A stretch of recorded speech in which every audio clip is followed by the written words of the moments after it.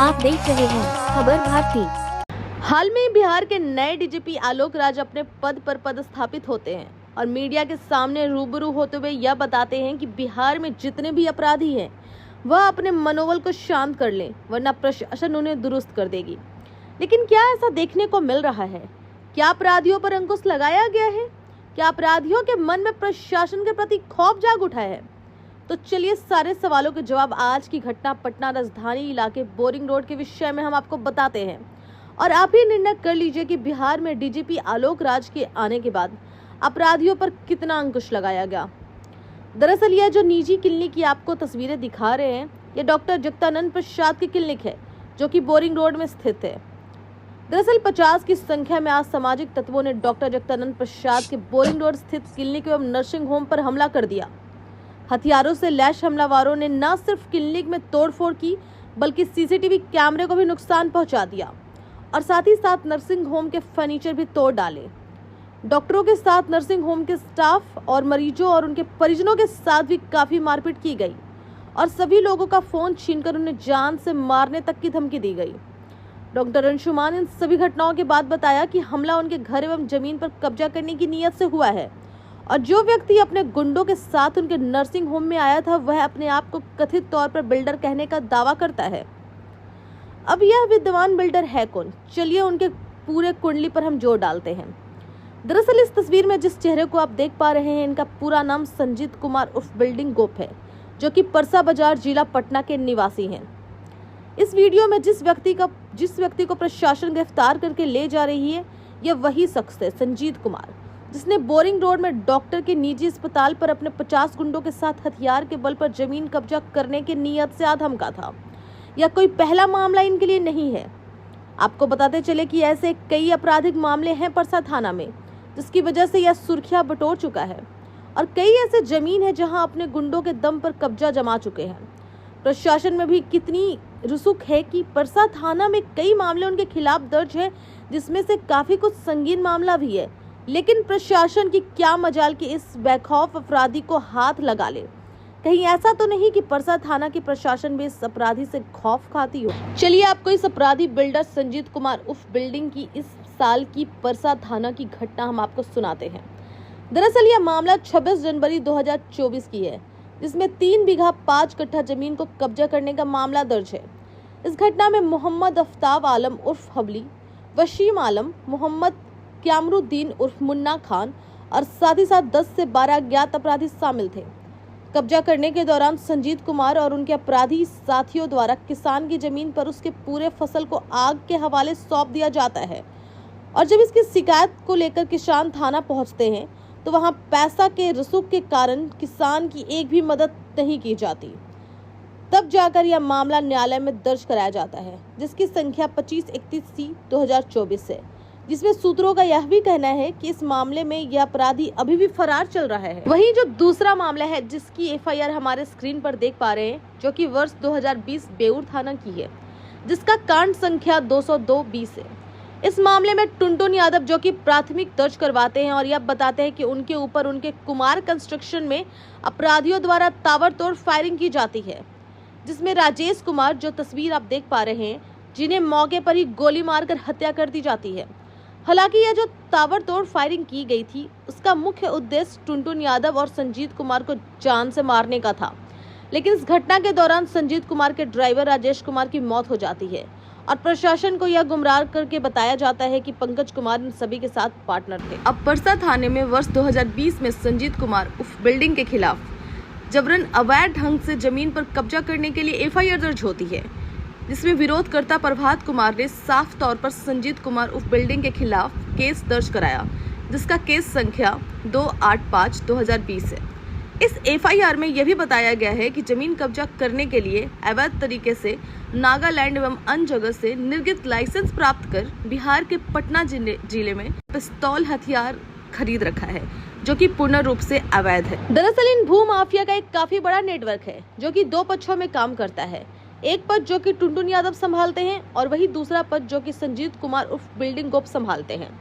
सूत्रों के हवाले से यह भी बताया जाता है कि भू माफिया का हर आपराधिक मामले में जो साथ देते हैं और अपने आप को प्रॉपर्टी डीलर बताते हैं, उनका नाम अंजनी कुमार, रामजी प्रसाद, आफ्ताब आलम उर्फ हबली, अजय, धीरज, आमोद और लाल बाबू बताया जाता है।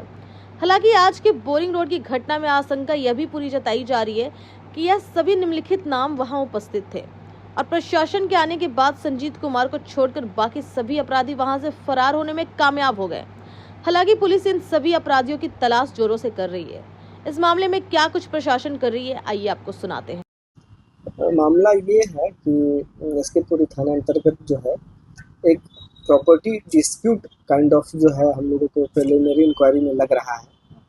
उसमें जो उभर के सामने आई थी, जिसमें मैं डॉक्टर साहब से मिला भी, उनके पिता से भी मिला, और जो तथ्य मुझे अभी तक जो पता चला है वो ये है कि एक डॉक्टर संजय सहाय हैं जो यूएसए में रहते हैं। उन्होंने रजिस्टर्ड एग्रीमेंट एक बिल्डर के साथ किया है और वो बिल्डर के ही लगता है कि कुछ लोग वहाँ पे अपना राइट क्लेम करने के लिए आए, और वहीं पे डॉक्टर अंशुमान है, उनकी क्लिनिक है, और उसके साथ उन्होंने जो भी है बकझक हुआ। उसके बाद जो है अब उन्होंने एक आवेदन दिया है जिसके आधार पर एफआईआर किया गया है। पुलिस को ये जो जैसे इसकी जानकारी मिली, पुलिस तुरंत वहाँ पे पहुँची और वहाँ पे जो भी लोग थे उनको जो है पुलिस अपने कस्टडी में ली है और आगे जो है अनुसंधान किया जा रहा है। बिल्डर के लोग जो आए सर वो तो अनलीगल तरीके से आए। हाँ, यही बात, ये सिविल मैटर है तो इसमें पुलिस का कोई रोल है नहीं, लेकिन उनका तरीका चूंकि गलत है इसलिए इसमें जो है ये क्रिमिनल मैटर बन गया और उसके बाद उसी के आधार पे एफआईआर की गई है और आगे की कार्रवाई की जा रही है। गिरफ्तारी? हाँ, वहाँ पे जब पुलिस वहाँ पे पहुँची तो जैसा कि डॉक्टर साहब का कहना है कि 40-50 लोग आए थे, तो वो हम लोग अभी अनुसंधान कर रहे हैं। चूँकि डीवीआर वगैरह वहाँ से सीज किया गया है तो वो सब देखा जाएगा। और उस टाइम 4 लोग वहाँ पे थे, बाकी लोग भाग गए थे, तो उन 4 लोगों को पुलिस ने अपनी हिरासत में लिया और उस पर कार्रवाई की जाएगी। हाँ, जो एक आदमी थे 4 में से एक, उन्होंने मतलब 2 गार्ड रखा हुआ था, पर्सनल सिक्योरिटी प्राइवेट गार्ड, और उसके पास से हथियार बरामद हुआ है, लाइसेंस ही है उनके पास, लाइसेंस वगैरह है। लेकिन ठीक तब भी चूंकि ये जो है नियम संगत कानून के अनुकूल नहीं है, इस वजह से जो है उस पर कार्रवाई की जा रही है। तो आपने सुना, प्रशासन बाकी के अपराधियों की तलाश कर रही है। तो आइए जगदानंद जी की पूरी बातें सुनते हैं, क्या कुछ हुआ इनके साथ। दिन अपराधी आए थे, हथियार के बल पे धमकाया गया था, मारपीट किया गया था, क्या पूरा मामला है? इस मामले की जानकारी जो देते हैं, ये करीब 11 बजे दिन की घटना है। इसके लिए हमें थोड़ा सा एक दिन पहले जाना होगा। ये हमारे पिताजी डॉक्टर जगदानंद प्रसाद हुए, मैं इनका लड़का डॉक्टर अंशुमान हुआ। पिछले 35 साल से हम लोग का क्लिनिक यहाँ चल रहा है।